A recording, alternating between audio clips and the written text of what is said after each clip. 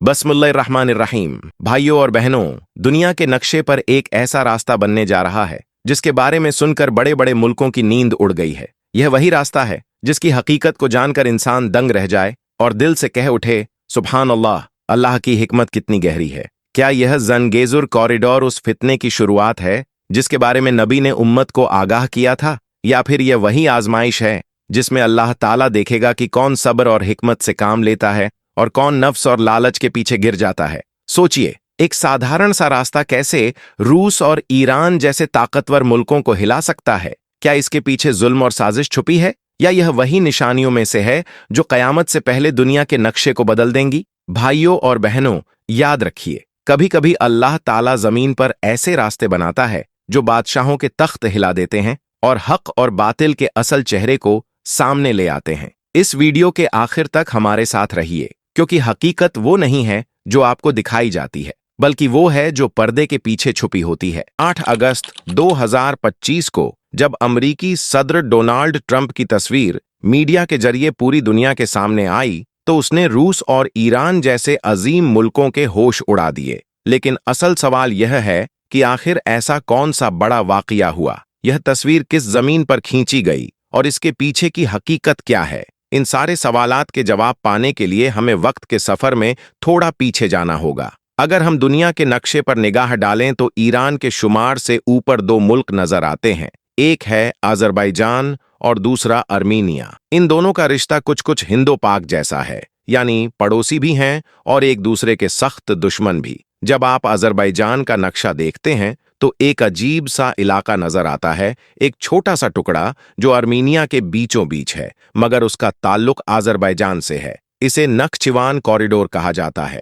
उसी तरह 2020 से पहले अगर आप अर्मेनिया का नक्शा देखते तो आपको नागोर्नो कराबाख नाम का इलाका नजर आता जो पूरी तरह अजरबैजान के बीचों बीच था, लेकिन वहां की आबादी ज्यादातर आर्मीनियन नस्ल के लोगों की थी। असल में यही नागोर्नो कराबाख वह फितना है जिसने इन दोनों मुल्कों को बरसों से जंग व झगड़ों में उलझाए रखा। दुनियावी कानून और अंतर्राष्ट्रीय बिरादरी तो इसे अजरबैजान का हिस्सा मानती रही, मगर 1990 से 91 में जब यूएसएसआर टूटा तो अर्मीनिया ने कमजोर अजरबैजान से यह जमीन छीन ली और अपने कब्जे में ले ली। वक्त गुजरता रहा, मगर साल 2020 में हालात बदले। अब तक अजरबैजान ताकतवर हो चुका था और उसको टर्की व पाकिस्तान जैसे मुल्कों का खुला समर्थन हासिल था। इस बार अजरबैजान ने अर्मीनिया पर हमला किया और चंद ही दिनों में उसे शिकस्त देते हुए नागोर्नो कराबाख को फिर से अपने कब्जे में ले लिया। इस तरह बरसों की लड़ाई के बाद यह जमीन एक बार फिर अजरबैजान के पास लौट आई। अल्लाह की कसम, इस वक्त सबसे बड़ी फितना यही है कि अर्मीनिया नस्ल के वो लोग जो नागोर्नो कराबाख नामी इलाके में रहते हैं, उनकी जिंदगी का क्या होगा? क्योंकि जैसा कि आप जानते हैं, इस सरजमीन में रहने वाली ज्यादातर आबादी कौम, तहजीब और जबान के लिहाज से पूरी तरह अर्मीनिया से ताल्लुक रखती है। मगर जब से अजरबैजान ने यहां कब्जा कर लिया है, वो अपने रिश्तेदारों और अपनी कौम से पूरी तरह कट चुके हैं। और तो और वो एकमात्र रास्ता यानी नागोर्नो कराबाख को अर्मीनिया से जोड़ने वाला कॉरिडोर अब अजरबैजान ने मुकम्मल तौर पर बंद कर दिया है। लेकिन ये भी हकीकत है कि अजरबैजान की मुश्किलें भी कुछ कम नहीं, क्योंकि नाख्चिवन नाम का उनका एक इलाका आर्मीनिया के अंदर मौजूद है जो जमीनी तौर पर बाकी अजरबैजान से कटा हुआ है। यही वजह है कि सालों से दोनों ममालिक इसी मसले पर आपस में उलझे हुए हैं। कभी जबानी जंग, कभी सरहदी तनाज़ा। दोनों की यही ख्वाहिश रही है कि उन्हें ऐसा जमीनी रास्ता मिल जाए जिसके जरिए वो अपनी कौम और इलाके से जुड़ सकें।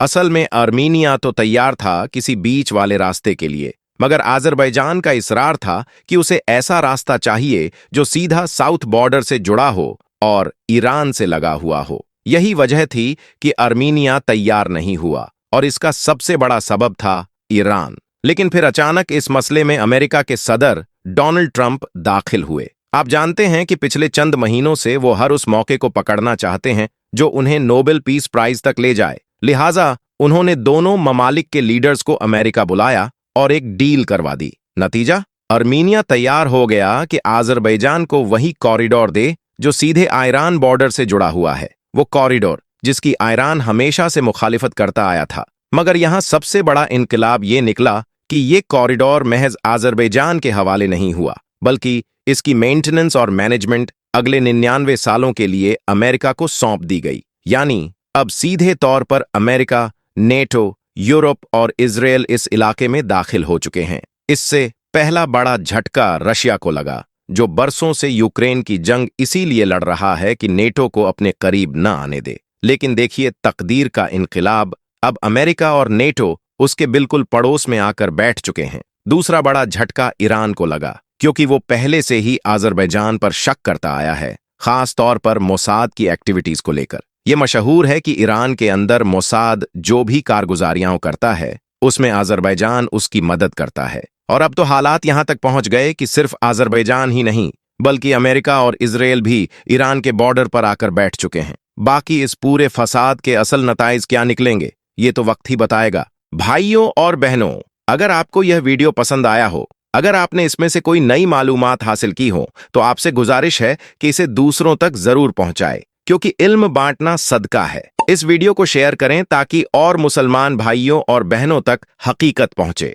हमारे चैनल को सब्सक्राइब कर लें ताकि आप आने वाले हर नई मालूमात और ताज़ा अहवाल से वाकिफ रह सकें। और लाइक करना मत भूलिए, क्योंकि आपका एक छोटा सा लाइक हमारी हिम्मत और दावत-ए-हक की कोशिश को मजबूती देता है। अल्लाह ताला हम सबको हक को पहचानने और उस पर अमल करने की तौफीक अता फरमाए।